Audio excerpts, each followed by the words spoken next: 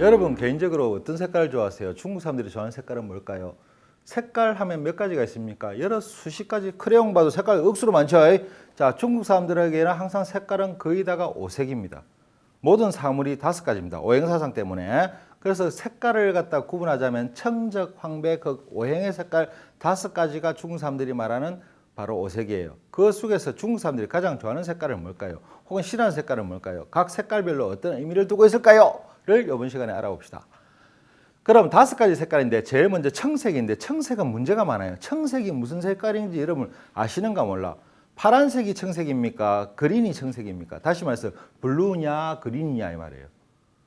우리가 말하는 하늘색, 청바지색 그것도 청색이고 푸른 하늘, 푸른 바다, 푸른 숲 하늘 색깔하고 숲 색깔이 어째 똑같아요. 그런데 둘 다 푸르다 하는데 그게 청색이고 청색은 다시 2가지로 나눠집니다. 청색 속에서 남색과 녹색이 나눠집니다. 즉 다시 말해서 블루와 그린을 합해서 청이라고 하는 거죠. 자, 그러면은 중국 사람들이 말하는 청색은 블루, 남색 계통은 항상 깔끔한 거, 맑은 거의 상징입니다. 중국 사람은 결혼할 때, 전통 결혼식 할 때 남자 신랑이 무슨 옷을 입죠? 파란 옷을 입죠. 예, 맑음의 상징이요. 진짜 맑은 거는 아무도 모르고 하늘도 땅도 모르는 일이고 맑음의 상징이요. 그 다음에 녹색은 아주 중국 사람들이 싫어하는 색깔입니다.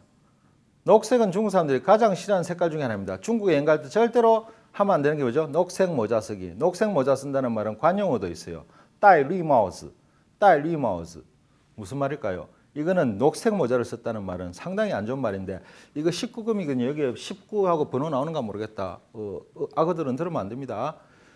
중국에서 옛날에 아주 힘든 시절, 우리 역사에 나왔던 바로 그 선통제 시절에 중국의 북경성이 함락되고 나서 중국은 이미 아편굴이 되고 중국의 일반 우리 그 주택가라고 하는 바다 호통이 전부 다 사창가로 돌변했을 때 그 사창가에 있는 여자들, 그 남편들, 아편제이들이죠. 이 왔다 갔다 하다가 자꾸 표를 내기 위해서 나는 걱정하지 마라는 식으로 녹색 모자를 쓰고 다녔습니다.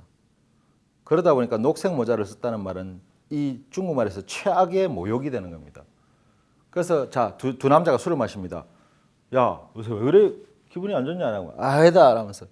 이거 왜 그러는데? 별일 없다. 야, 저 왜 저러냐? 야, 말 걸지 마라. 왜? 다戴绿帽子. 자, 녹색 모자 썼다. 그래? 무슨 말입니까? 마누라 바람났단 말입니다. 그래서 중국 사람은 녹색을 싫어합니다. 옛날 영화에 보면 그 사치얼런주, 살치어 인조라는 영화에 보면 주윤발이 주인공인데 부인이 왕좌인이었어 그때.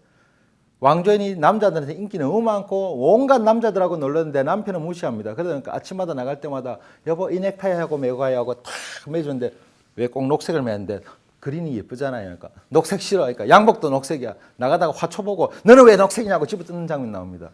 그래서 중국 사람 녹색을 약간 싫어하는 경향이 있습니다. 중국에 가면 절대로 없는 게 뭐죠? 녹색 모자. 중국 여행 갈 때 녹색 모자 쓰고 가지 마세요. 웃어요. 녹색 모자를 써도 되는 거는 군인들밖에 없습니다. 군인들, 인민군들. 그 외에는 녹색 모자라는 건 중국에 팔지도 않거니와 아마 구하기도 힘들 거예요. 근데 한국 사람 여행 갈 때 요새 그린 많이 써가죠. 함식 가다 꼭 함식 쳐다봅니다. 그래서 색깔에 관한 것도 알아두셔야 됩니다. 청색은 정결의 상징. 녹색은 요즘은 좀 맑지만 어쨌든 간에 중국 사람 저 잠재기 속에는 뭔가 조금 아주 기분 나쁜 색깔이 되는 겁니다.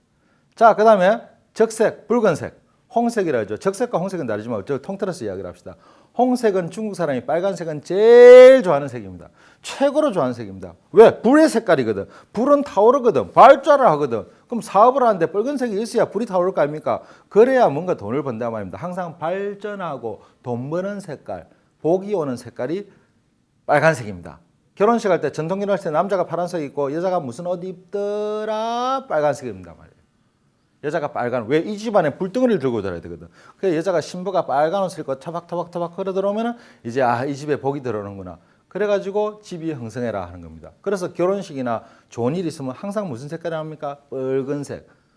그냥 떡칠을 하죠, 그죠? 그래갖고 아이고 축하드립니다 하면 고맙습니다 하면 뭐 돈 봉투 주면서도 붉은색. 그러니까 중국에 가서 조심해야 될 게 뭡니까? 내 사업처 거래처에 딸이 결혼한다는데 아이고 가갖고 인사를 해야 되겠다. 가서 부자로 돼야 되겠다 하고 축, 화혼 적어놓고 안에 돈을 이만큼 넣어갖고 떡 갖다 주고 뺨 맞고 사업 깨지면 누구한테? 뭐라고 하소연할 거예요? 왜? 빨간 봉투를 넣습니다. 빨간 봉투에 들어가야 복을 상징하는 거죠. 흰 봉투에 넣어주면 뭐예요? 흰 봉투는 초상집에 들어가는 거예요. 그럼 나무 집 결혼식에다 허연 봉투에다 돈을 이빨 갖고 갖다 줬으니까 뭡니까? 뺨 맞을 수 있는 거지. 그런 것도 미신이라고. 그런 미신을 한국도 미신이 있습니다. 마찬가지로 그런 어떤 거는 인정을 해줘야 될 문화의 한 부분입니다. 그래서 중국 사람은 붉은색을 좋아합니다. 뭐든지 붉은색으로 시작하면 무조건 좋은 일이 생깁니다. 애가 태어나도 빨간색 계란을 돌립니다. 그 물감인지 뭔지 몰라.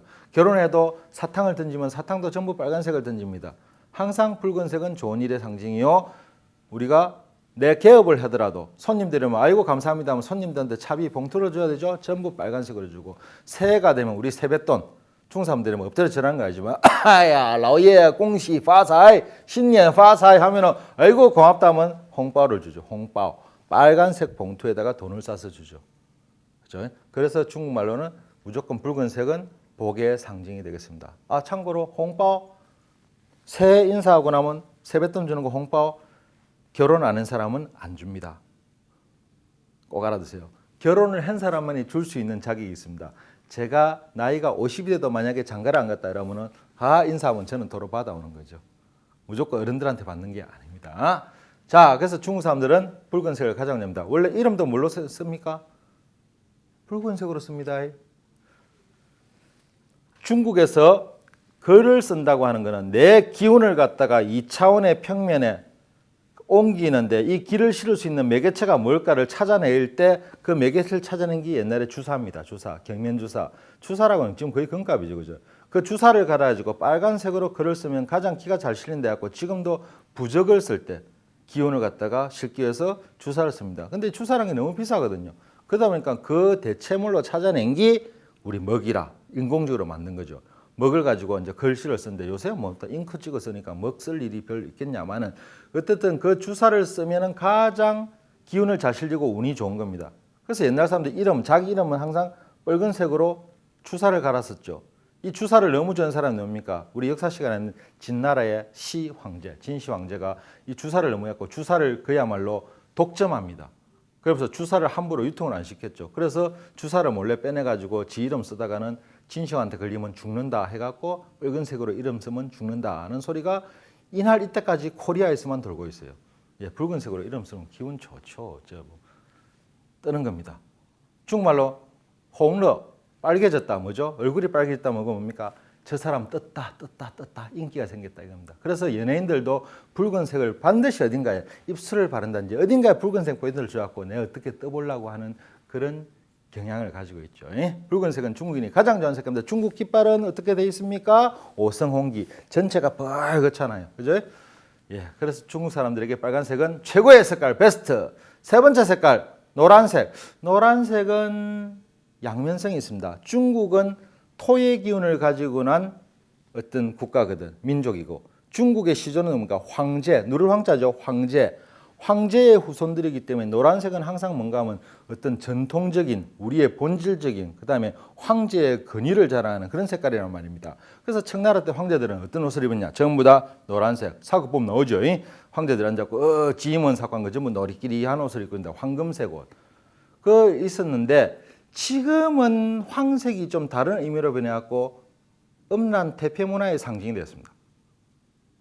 야, 저 가서 커피 한잔 할래? 야, 그거 하지 마라 와. 노란색 커피숍이다. 노란색 커피숍이 뭔데? 태폐 영업하는 데입니다. 근데 머리 깎으러 저 갔다 올게. 야, 그 이발소 가면 안 된다. 왜? 노란색 이발소다. 황슬 이파팅이다. 뭔데? 그거 태폐 영업하는 데라 말입니다. 그래서 황색이 붙으면 안 좋은 거예요. 황色电影, 황색 영화. 노란색 영화가 뭐죠? 음란 영화. 포르노물 같은 거. 한국 사람들 빨간색이라는 표현을 자주 하던데 중국 사람은 노란색을 쓰는 거예요. 황색 소설, 음란 소설. 그런 식으로 그 노란색은 두 가지를 지금 대표하는 색깔이 됐습니다. 하나는 황제의 권위, 중국 민족성의 상징, 그죠? 또 하나는 뭐라고요? 음란 태폐의 상징. 자, 이면적인 색깔이 되는데 그건 본인이 알아서 해결하시도록 하시고, 그 다음에 흰색. 흰색도 또 두 가지 뜻입니다. 흰색은 정의와 무협 영화 보는데 주인공이 검은 옷 입고 잘 나옵니까? 요새야 뭐 워낙 뭐 안티히어로가 많으니까 상관없겠지만 옛날에는 전부 다 주인공만 허연색.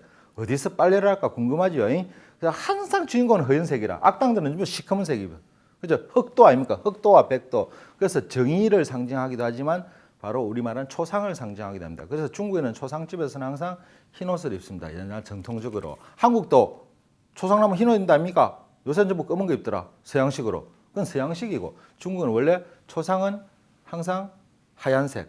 그래서 초상집에 가는 조의금은 뭐가 들어가야 돼요? 흰 봉투 들어가야 돼요. 또 그다 붉은 도 이어갖고 또 뺨 맞고 이러지 말고 그래서 하얀 봉투로 돈을 주는 겁니다. 그래서 흰색은 두 가지 의미를 지닙니다. 마지막 검은색. 검은색은 무조건 안 봐도 알겠죠? 일단 안 좋은 거예요. 흑시장. 알만하죠? 예. 야 미국 갔는데 달러 좀 바꿔야 되겠다. 은행 가서 바꾸면 야 이거 손해본다. 가서 흑시장 가서 바꿔라. 달러 바꿔라 이 말입니다. 우리말로 안 좋은 말. 흑사회. 흑사회는 뭔데요? 조폭.